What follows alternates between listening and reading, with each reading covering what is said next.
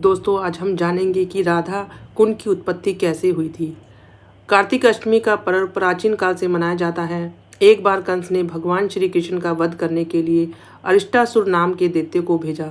अरिष्टासुर गाय के बछड़े का रूप लेकर श्री कृष्ण की गायों में शामिल हो गया और उन्हें मारने लगा।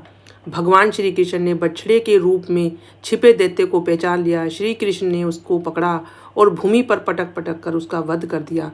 यह देखकर राधा ने श्री कृष्ण से कहा, असुर गो का रूप धारण करके आया था, परंतु गो के रूप में असुर का वध करने से आपको गो हत्या का पाप लग गया है।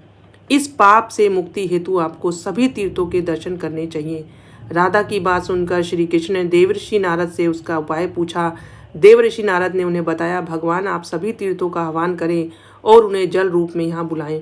उन तीर्थों के जल को एक साथ मिलाकर उससे स्नान करने से आपको गो हत्या के पाप से मुक्ति मिल जाएगी।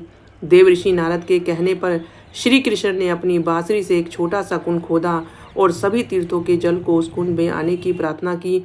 भगवान श्री कृष्ण की प्रार्थना सुनकर सभी तीर्थ वहाँ जल रूप में आ गए। भगवान श्री कृष्ण कुंड में एकत्रित उस जल से स्नान करके पाप मुक्त हो गए।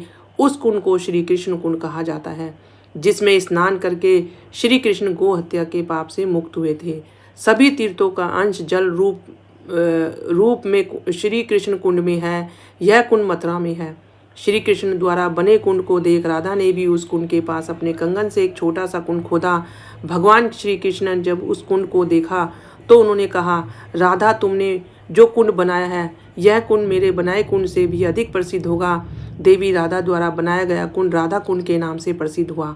कार्तिक अष्टमी तिथि पर इन कुंडों का निर्माण हुआ था, जिसके कारण कार्तिक अष्टमी को यहाँ स्नान करने का विशेष महत्व है।